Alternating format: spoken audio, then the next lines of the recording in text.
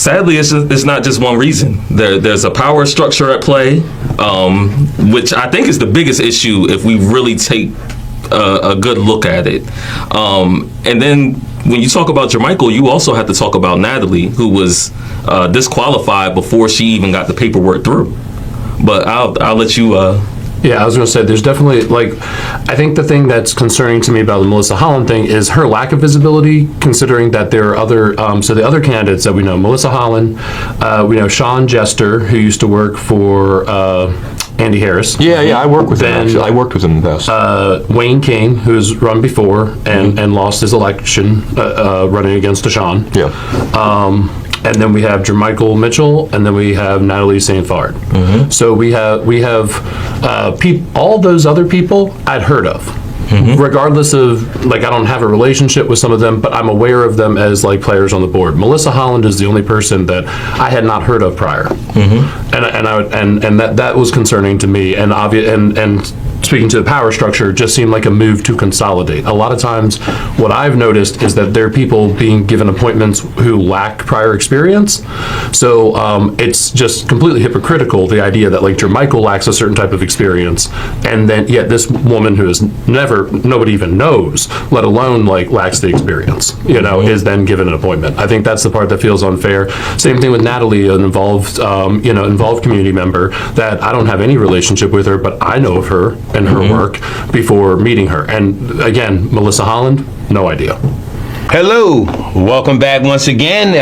My name is David James, and this is the First Lady here, Keisha James, and we're joining the conversation. We've got Michael Langford over here, Tyler Jones, and, our other tag team partner, he said his thing, and he had to get going. He really said his thing. Yes, so we're going to take a few more moments and chop it up about this situation, and it's kind of unique, because, Michael, the last time we were actually on set together, we were doing a chopping it up, and we were talking about city politics. Mm-hmm. Actually, we did grades, and I was defending Deshaun, saying that he's listening to the wrong voices, and he really wasn't he? Somebody in Delaware, I guess. But here we are now. It's a lot of things have changed. We've got a new person on council that, as well, I've been listening, and nobody knows much about her, huh? Yeah. I mean, I'm all about giving somebody a fair chance, but I do know that Jermichael has been out there, and he's been boots on ground for a while.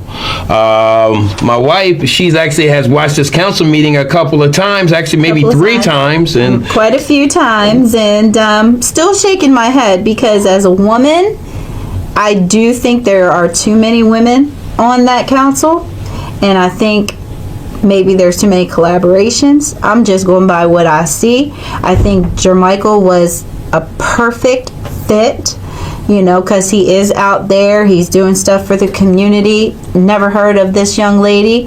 And from what I hear from behind the scenes, they already had their decision made, before even whatever, because the young lady left and came back, and just saying. What happened to Natalie is... Yeah, talk to us about what happened with Natalie. Well, hopefully Natalie will be on another segment to actually give the story in her own words. Yeah. But she was disqualified, and they essentially told her that they couldn't prove her address. This is after submitting 2 leases, submitting payment history for the years that she's been at that residence. She was told that wasn't enough. From my understanding, there's been nothing in writing to actually show her the reasons why. She's trying to figure out from the Board of Elections, I believe. People were there and they noticed things, but I just think it was totally wrong, because I love April Jackson. We've had her on the show quite a few times. I've done Girl Chat, and I kind of stand by what she said. There's too many women on the panel. They need to have some other representation, whether it be a color or male, because right now I really don't think it's fair, and I think women, as a woman, I think they may have overstepped in this one. And unique thing is, you said that you're actually, we live in District 2, but even before we got married, you lived in District 2 for the last 10, 15 years, so that's actually your district. It's actually my district. So, yeah. So if we were allowed to vote, I definitely would have voted for him, but that's when you put people that think they can work behind the scenes and speak for our city. I think they're absolutely false, because that was no representation set there, and Jermichael was definitely the right fit for the job. And it's unique that you said, thank you. You actually said that on the interview we had here when we had both Jermichael told of this. Because as of that weekend, did she know about it until right before it? Did this happen on Monday? She was told this? I will say I became aware of it on Monday by following Natalie's Facebook page, and she says, "Hey, good luck to everybody. Unfortunately, I won't be able to be there tonight." I definitely want to talk to her. You see the community coming, and they're like, "Well, why aren't you going to be there? Because your name was listed as one of the applicants. Why wouldn't you be there?" And then later on, I didn't watch everything in the correct timeline, but I see that she's saying that, I was disqualified, and it's because they couldn't prove my, I don't want to say residency. You're familiar. The domicile requirement. Yes. My understanding is that there are now 2 out of 3 documents that are required to establish the residency or domiciling within a requirement to be met. And so I don't actually know what those are currently, but you can look them up. So, and nobody's heard anything about this young lady. And again, I'm like you. I want to give this lady a fair chance. As a minister, we believe in giving people their opportunity. Yes. But as far as we're talking about representing that community, who's going to understand? Because I'm under an understanding, and I work both with county and with the city elected officials.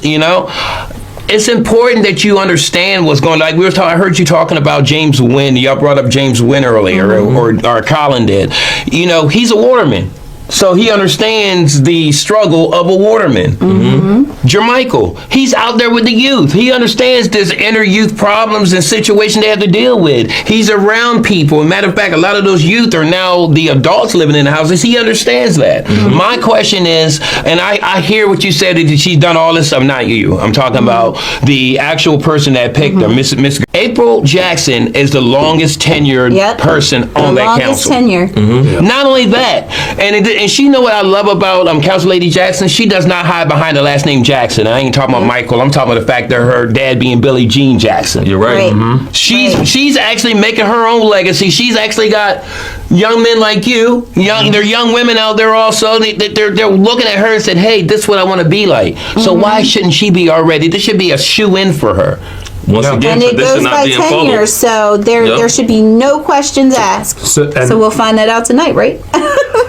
Exactly. Your point about tradition would dictate to that she, as the longest tenured member of the council, would be. So if we see that not happen, we have to ask why. Exactly. Especially when it would be hypocritical to then tell us, well, we have to do this because the charter says so, which is also a type of tradition, right? And then now something that isn't written, but everybody follows. Like Jack Heath before was the longest tenured. He got to be council president, right? Because he was You're right. You know what I mean? So it's not really about us approving of an individual person in this case of just what the time the person put in, they did the role. And if you watch Councilwoman Jackson, she at least can run a meeting. Angela Blake.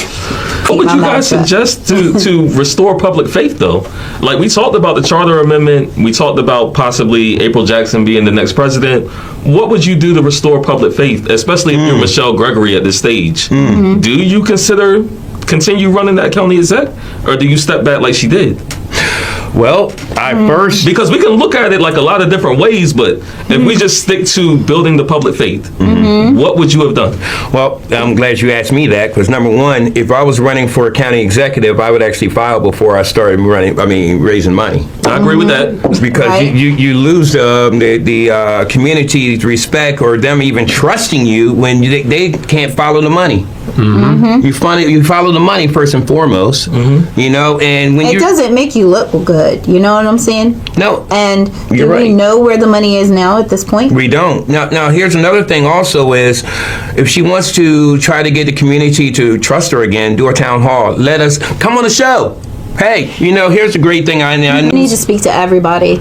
Exactly. Can I bring up something that might be a little personal, though? Because you have applied to be on I think we're on the commissions. same. I think we're on the same page. You show up, a lot of times he's more informed than Yeah, we're on the same page with this. Go ahead. he shows up to all of the city council meetings. Like I said, you can go on his Facebook. He usually shares his comments. Yep. Does He a has great applied job to of be it. on several commissions. Yep. Wow. And as somebody that's just watching, I've always wondered why you have not joined a commission or been accepted for the commission. Or ran for council, and Is that something we can talk about? So, I mean, a lot of times I think it's the same thing that's happened in Jermichael. I think that there's a box out on people who think for themselves, in general. And I think that, like, And the second part I wanted to bring up is this charter. Salisbury's charter kind of alienates Salisbury from the county first and foremost. It really does. If you look at the charter, there's nothing, the county does nothing with the city because of the charter. This whole vacancy, filling a vacancy is, what's the right word for it? Not right. On so many levels. Right, because I of the feel charter. Like we deserve a vote. That's bottom line. What Madam Exec calls us, constituents. I believe we deserve a vote. So does the charter, let's start there. Does this charter need to be, somebody needs to sit down, or people needs to sit down, maybe the council along with the mayor, and let's look at the charter, and don't forget the people. Don't forget the people. to your point, whoever's that council president is going to be really important because that's the person who sets the agenda. The council president, There, right there. city or council, city or county council president is actually the chair of a meeting, committee, board, commission. All these, they have a chairperson. The president is just honorific, but they do have the ability to put things on the agenda, and that aspect of, are you going to listen to your constituents? I know April Jackson or Sharon DeShiel will listen to people even if there's a difference of opinion. But my experience with Michelle Gregory, Definitely something to hide. Exactly. Now, No. correct me if I'm wrong, 'cause I think I heard y'all say this on the first segment there. Mrs. Blake was appointed. Mrs. Gregory was appointed. Was she? Yes, she was. We went on this with Council Lady Jackson. She was appointed. Okay. So, Sharon DeShields and April Jackson are the only ones that were actually elected to their seats. So why are the appointed ones that are now appointing more people getting all the say? Wow.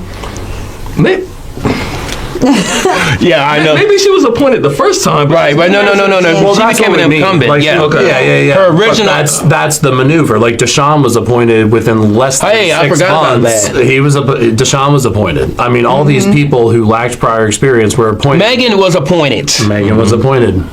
Wow. Yes, and that is under the same charter yeah. with no say so from the At the community. risk of repeating myself, we need an election because this appointing thing is not working. But my submissions to those committees or commissions have always just been You intimidate them. Has it ever Wow. been transparent though? Did they actually tell you the reason why? Oh yeah, that's the part. That's That's one of the good one. That's biggest, a good question. and that's a thing too that I fear for Natalie. That is very hard about her situation is that they did not provide me a reason. That there was not. Wow. That's the part is that the only thing that I have to go on. I was not there the night for the Bicycle Pedestrian Advisory Committee thing, but it's just this salacious insinuation of rumor with like Michelle Gregory saying something like, well, I've heard concerns from members of the community. Which ones specifically? You know what I mean? Like, it's like, what are those concerns, and are they did exclude? Are they someone just from friends of her? And it's like that's not how you do these things. I mean, I don't think anybody wants that done to them, Wow. and that's the thing that I see that's wrong about Jermichael. So that's why I always speak up for people too. Is that I have my own experiences. It's not about me in this instance, but I can relate to what's happening to Jermichael and Natalie, and why I always invite more people to the table. Well, let me ask you a question. Overturn. That's what comes to mind. Overturn. If the people speak up, Interesting. especially at this meeting tonight, if we Interesting. speak Petition. up, can we actually overturn their You mean like a petition or appointment? something? See, I don't know though, because once you're there, there's strict ways that you can get a person off. And that could be like ethics. You would know more so like them not being in the right place or staying in the right place. But once they're actually there, it's a little more complicated to get them It seems out. like they have To no disqualify ethics. them. Yeah, It seems like they have no ethics. That's why I say that people need to be able to speak on the issue and overturn their appointment, because that's what it is, an appointment. Well, I'd be interested to see though. We'll see what happens. Well, I think what's interesting to anybody who's probably viewing this right now is the very strong stance of the people sitting at this table, and the fact of each and every one of them that are sitting at this table are constituents of this community and voters, and have the ability to, if they don't like what's going on, to become part of the difference. Because I think there is time for change, and it's time to have people in place that will actually work for the people and not just for themselves and having personal agendas and like, oh, I love being here and having this title. I think we that are here just need to see and reach out to people and make them aware that it's time for change. And I'm going to be definitely getting up with Colin, and because him and I work together on going out and getting petitions signed. We have no problem being out there and helping out. By the way, that young man is definitely the future. Stay tuned for that. Before we close out, is there anything anyone wants to say? Got any last words here? Because I know we're going to be doing some interviews out. Natalie, is she? So the people that were running, Natalie, for instance, was she like a Republican, a Democrat, or an independent? What was her like party affiliate? Did she have a party affiliation?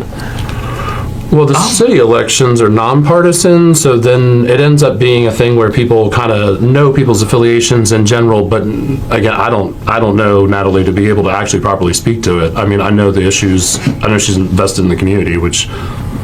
Agreed. I can't really answer that question either. I know Natalie's work, and I think that's why it's easy to advocate for her, especially in within District 2. But I don't know her party affiliation.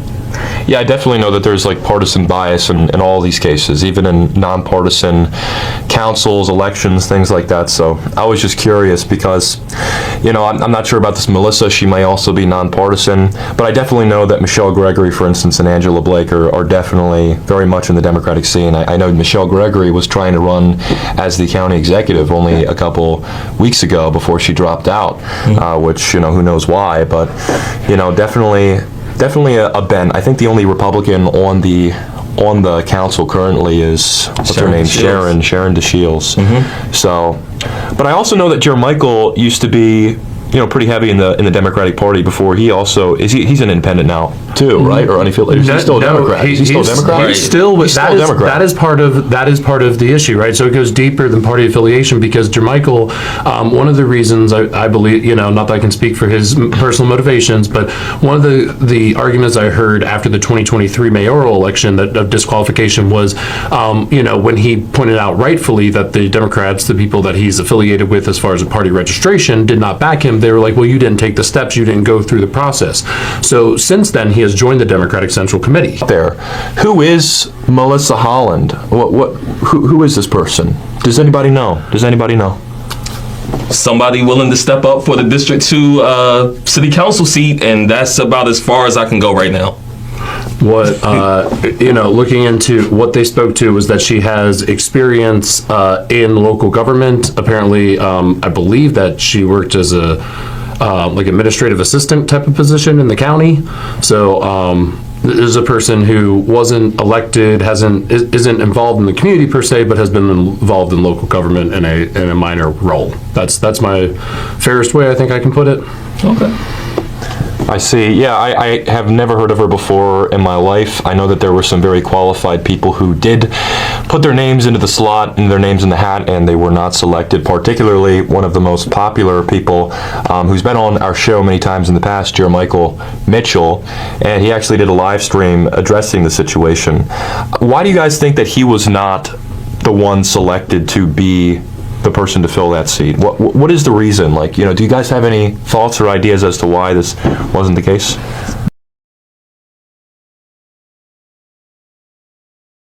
Yes. I'd like to nominate Councilwoman Jackson for the president, please. Okay, so we have one nomination. I'd like to nominate Angela Blake. Okay, second nomination. All right, so what we'll do now is we'll close. Are there any other nominations, I should say? I will close the nomination nominations are now closed. In order of nomination, are there any votes for the first nominee, Ms. Jackson? Okay, we have 2 votes.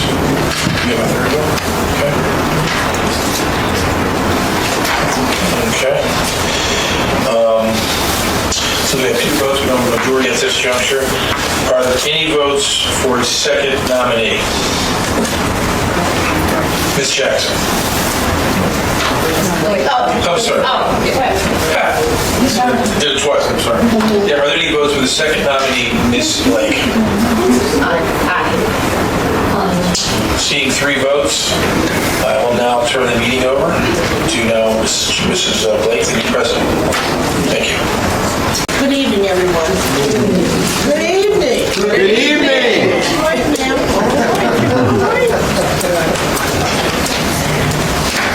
This proclamation and those that I always give mean a lot to me.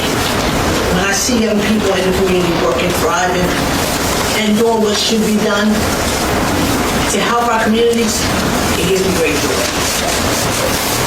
And I've had quite a few that have been steadfast and unmovable and continues to work in our communities. And not only in our communities, but in our city and in our county.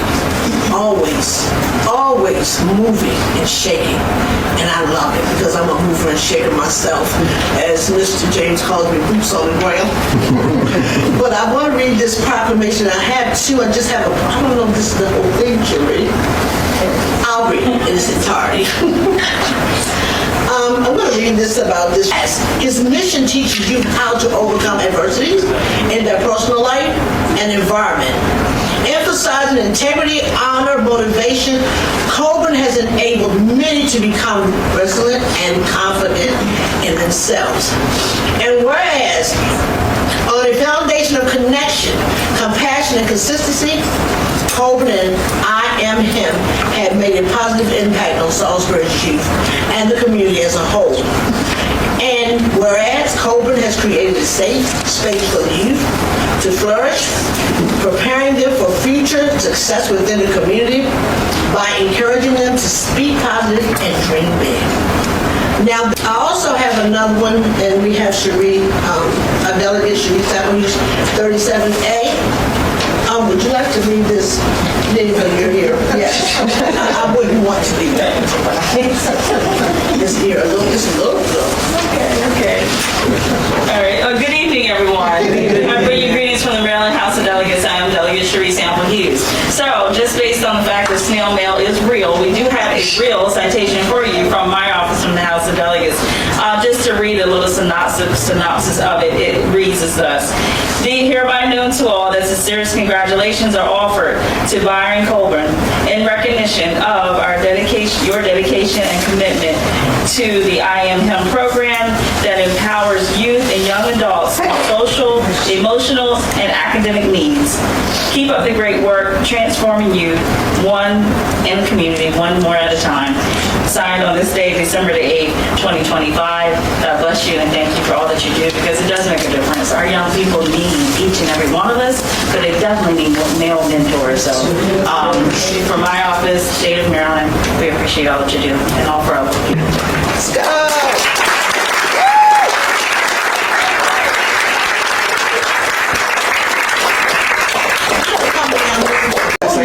He has some young men. Come on.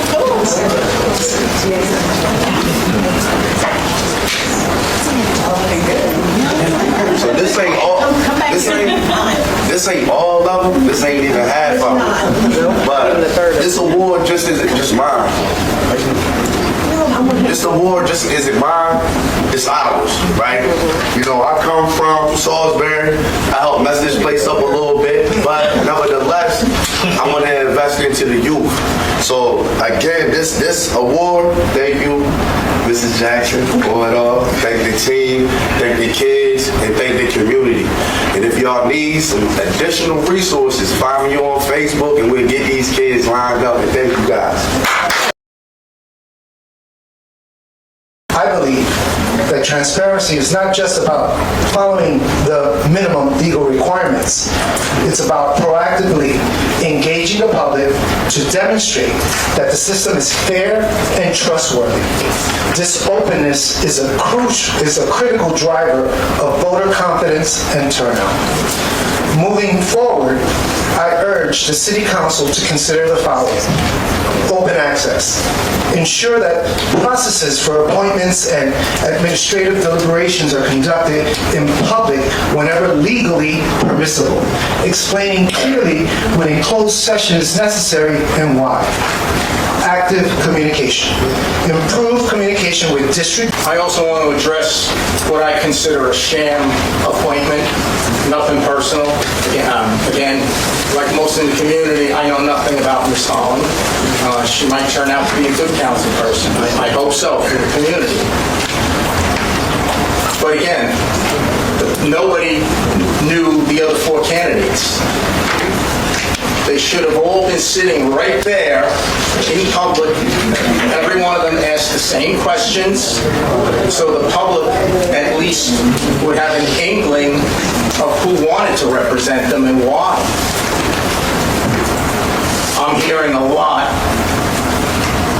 from people that they felt it was a racist decision. I can't speak to that, but I can say, you know, as a male, I don't have a male representative on this council. You know, there's a lot of us around.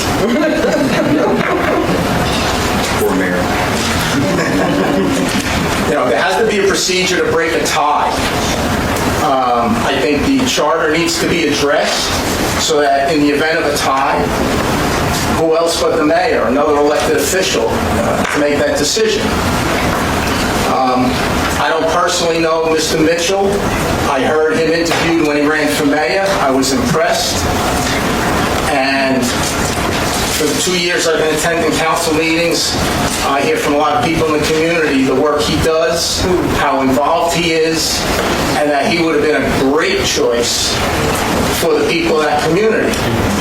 And again, it's not to say a white woman cannot represent a minority community, but if they've been in the community and worked in the community with the people and the people knew them, there'd be some better confidence. Question, to see the rubric of what and how applicants were judged, the notes from the process, and also text messages from said director who we believe was involved in some conversations, and also from the council. We think that it needs to be a fair process, and I truly believe myself that the process wasn't fair. Nothing from against Ms. Holland at all. I don't know her, can't speak against her, anything that she has done in this community, and congratulations on winning the vote of the council.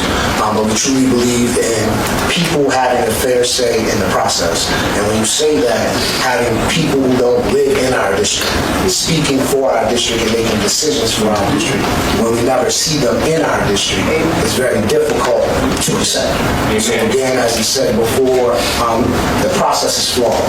When you have people who don't live in our district making decisions for that district, it needs to be a special election vote of some sort where the people have a say, because the people know who they see, boots on the ground. I want to say something else too, because this is an issue that many people are also here for tonight. The situation with Mr. Bratton and video.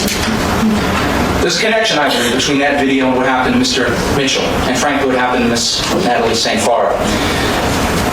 The city is a majority-minority city. It's a black majority city. Yet we have 80% of the council represented by those of the Caucasian persuasion. Now, the issue here is that I believe, and based on what I've heard and seen as well, one candidate was not even allowed the process of interviewing formally, even though she submitted all the correct paperwork and can't be given a straight answer. And Mr. Mitchell, is my understanding, there was an attempt to even preempt his very interview. I find that deeply distressing. I find that deeply distressing because it's an abuse of the public trust. And to bring it back to the video of Mr. Bratton, it suggests that there's some structural issues going on in the city with the lack of representation representation and a lack of recourse. So in the future, I'm glad people are showing up tonight. I hope you continue to show up, continue to know how these decisions are made. I did the voting for the president. So the two council people who probably were, actually one of them was on Bridging the Gap, low key, like I didn't see him, that was looking at the interview that I did with them, also had the new person vote with them. So it was already planned who's going to be the president. Who's the longest tenured person on here?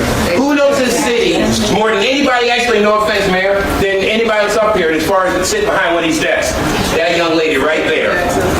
She doesn't take any days off. Now, again, I'm going to say it like this, other than for photo ops, when have we seen any of you?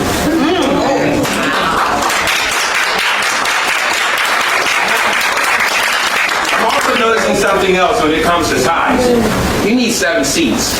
How many people in Salisbury? You need 7 seats. So that means you got 2 here, 2 there. You know, with 7 people, you got more of a chance of actually getting a true decision on things. And now, so that means the charter needs to change. Now, the question is, there's a new president. And I know, everybody in here, by a show of hands, who thinks this charter needs to be changed? Hey, Council President, put it on your agenda. Now, if it doesn't get on the agenda in the next 2 years, we know why. I'll start my time. Good evening. My name is Monica Brooks. I'm president of Commodore County NAACP. I'm here with my second vice president and some other members of my executive committee. I did want to first say I'm in agreement about the special election. We need to be able to have people represented by their community. I also want to make a comment about Sharon DeShiel. Sharon DeShiel is in the community. She's been doing boots on the ground, working with homeless work for over 20 years. So I do want to say that. Give her flowers too. So as many of you know, Mr. Bratton had a traffic stop that should have been a simple traffic stop. However, this routine traffic stop did not lead to something simple, but it led to an escalation. This escalation did also create trauma for children. After the officer followed Mr. Bratton through 2 additional stops. So here's the thing. Didn't stop at the stop sign, sees the police officer, and I'm letting him tell his own story. But when you have law enforcement following you for a period of time, after which they had opportunity to stop you, and when you're a person of color, you automatically think something extra is going on. We've had that experience multiple times, and I'm not saying this is not just Salisbury Police Department, this is Wacomico County Sheriffs, this is Maryland State Police as well. Reiterate the fact that the impact on a person of color is much different than it is for other communities. And that's the takeaway that I want you to get from that. Because most of you, if you fail to stop at a stop sign, a police officer comes up to you and asks you for your license and registration. But when it is a person of color and you are trailed, and this is not the first incident. In fact, my own nephew, who has never been in trouble, who does not have a criminal record, was followed across town over the city of Salisbury and threatened by a police officer. And what I want us to take away from here today is that everybody deserves to be respected. Everybody should be able to travel in their own community in public service. But instead of walking away, I'm pushing for change. I don't want anyone else to experience what I experienced. I don't want anyone else to take this for granted. The public has a right to examine these decisions and how they're made, and I believe it's in the city's best interest to shine a light on the system and reform it. The next thing I want to talk about is community policing. Just a few weeks ago, the community filled this chamber. We spoke about policies, behaviors, and patterns that harm and racially profile our neighborhoods. And here we are again on a similar issue, different day. Trust between residents and police cannot be optional. We deserve to feel protected, not targeted. We deserve respect, not fear. And we deserve leadership that listens, understands, and responds with sincerity and due diligence. If nothing, I hope this moment pushes us into a deeper, more honest conversation. The thing is that I want to say to the city of Salisbury, I mean, believe me, I got police officer friends in the system. I grew up with them. You know, I know a lot of them, and they're not all, bad officers. A lot of them are damn good concerns me in this situation, the main thing, is when you have 4 to 5 officers there on the scene and no one takes the authority and pulls the others to the side and say, this is wrong. What are you doing in the system? How are you training these guys? What is coming from the top that's trickling to the bottom? I've been in plenty of situations and corrections where, we go to the side. We say, hey, you don't do it like this. You don't have to do it there. You could have went to the side, pulled these officers to the side. But when you got 5 officers, 4, 5, 6 officers, and they're all doing the same thing, then you're telling me something's wrong in the system. Because somebody should have stepped up and somebody should have said, come over here, let's talk, this is wrong, let's do this, and close it out. Right. That's the work that needs to be done. It has to come from the top to the... Good evening. How y'all doing? My name is Keontae Bratton. Thank you for allowing me to speak before you tonight. Recently I was involved in an incident with law enforcement. And this is not the first time I've been talking about Salisbury Police Department or any other police department. Over the years, I experienced similar stops that made me feel singled out without justification. On this most recent stop, even though there were no drugs, no weapons, no legal activity at all, the situation escalated immediately. My children were taken out the car. Left in the cold, crying, confused, wondering why I was treated like a criminal before any real conversation was taking place. Now I'm being charged with disturbing the peace, resisting arrest, and obstructing and hindering, when yet the officers is the one who created the disturbance. Granted, I'm not here to attack law enforcement. I'm here to ask for fairness and accountability. I believe the charge beyond the traffic violation should be dropped, and that what my children went through should be taken very seriously. Yes. No child deserves that experience. I built Pep my son's trucking from the ground up. I got it out the mud. I served this community, worked hard, stayed on the right path. And trying to raise my children with faith, discipline, and dignity. Amen. Right. All I want is justice and respect, and the ability to raise my family in peace. I paid my debt to society. A drug conviction in 2011 does not warrant that I be treated like a criminal during a traffic stop. Absolutely not. As y'all know, like the lady spoke, I buried my wife for 16 years from stage 4 cancer. And I'm here, just trying to raise my kids and live right. And I just feel like not only me, there's other people that's dealing with this in the black community. We just look for justice. Thank you. About the obvious injustice and discriminatory practice of local law enforcement of one black man, because he is not alone in this. I'm here to inform you on what I see as a system designed to target black and brown-skinned people and the long-term impact on the housing and jobs. Because I have a front row seat to it every single day, and I've had for the last 10 years. And I'm tired of being silent. Come on, Mom. What should have been a traffic stop and a citation at worst turned into an arrest, as you all know. I see these types of things that some people might say is like a little microaggression. This turns into multiple case search problems. Yes, it does. And so when this person or any person of color goes to apply for a job, they're not selected because case search makes them look like a troublemaker. Right. Citations end up as points on licenses. As the points on licenses increase, so does the car insurance cost. Even at Habitat for Humanity, I couldn't hire a potential driver of our restore truck because the insurance company said that person had too many points on their license. James, and I have bridging the gap with my husband, David James. And first of all, sorry for Mr. Bratton having to go through that. that and with his children in the car. My prayers are with you. But I want to speak about the appointment of the councilwoman that was placed last week. I must say I watched it 3 times and I'm still upset about it because I feel like being appointed isn't the same as being selected. We the people deserve a right, so as I've heard up here quite a few times that we deserve a special election. I believe that wholeheartedly with no disrespect to Ms. Holland, but I believe that we have a say as a people.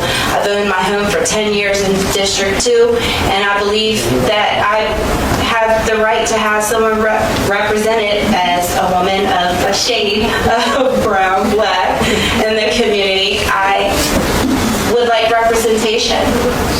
We deserve that. And for the president, and forgive me if I'm speaking out of turn because I really just walked in. I believe the person of tenure deserves the spot. Yes. Because that's I believe we should go by the charter for this. So I give my time to someone else. Thank you for hearing me. When I got the phone call from my nephew, KJ, he's 13. KJ was so scared he couldn't even tell me where he was. Once I got to Carson, I heard Carson said to leave his dad. Carson loves his dad. Anybody that knows Carson and his dad knows that he's gonna never say leave my dad. So that lets me know whatever was not caught on camera once they snatched my brother out of that vehicle, it scared that baby to where he told his 13-year-old brother to drive off in a vehicle and leave his father there with the police. I'm not sure if it's harassment, but the neighbor that my brother and his children are in is a decent neighborhood. We have gotten up wee hours of the morning and it's been vehicles sitting outside of his house as if they're watching. They've been on the side street. They've been across the street from his house. The other morning I got up, it was a black pickup truck sitting in front of his house. When I cut the outside light on, I thought they would have pulled off their lane. When I walked to the back of the truck to see what they were doing, and while they were there, they hurried up and pulled off. Hello, my name is Michael Langford. I live at 1026 Arthur Court. I guess I want to talk about accountability in the police this evening. I also feel that what happened to Mr. Bratton should never happen to anyone. And I'm going to just, as an ally, as a member of the NAACP local chapter, speak to my experiences.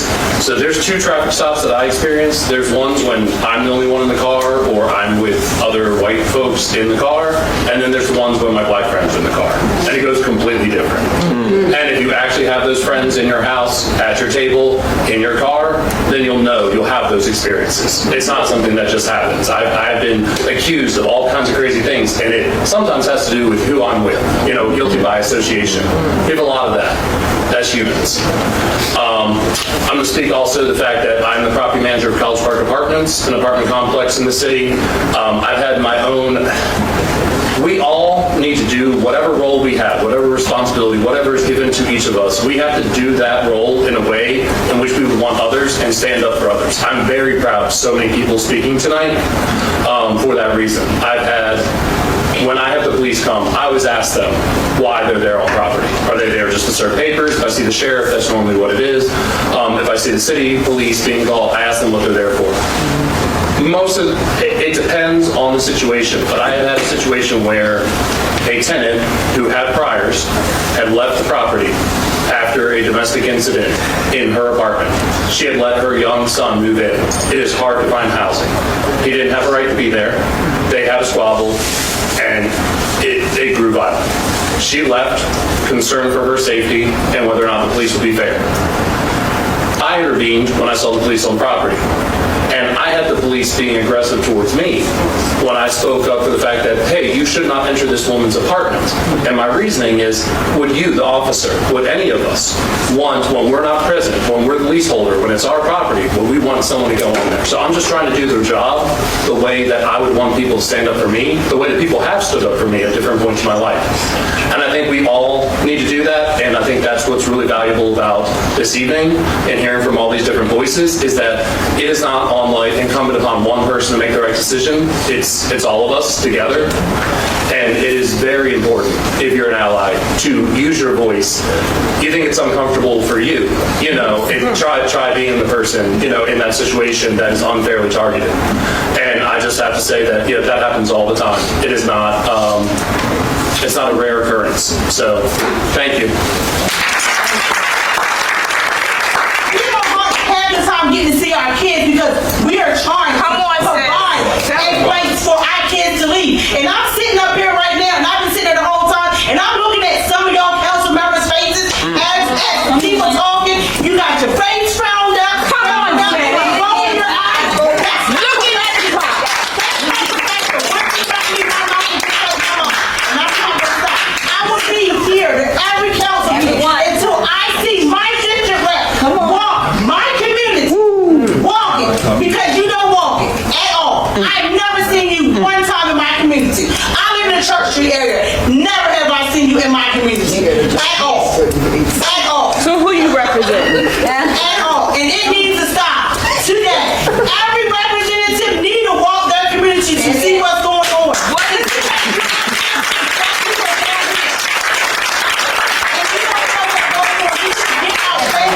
Meet your people. Ask them what they need of. Y'all don't do that. Everybody don't do that. I don't see it. And I'm home on the weekends. I'm home in the evenings now. I don't see nobody. Summertime, I don't see nobody. Springtime, I don't see nobody. But guess what? The city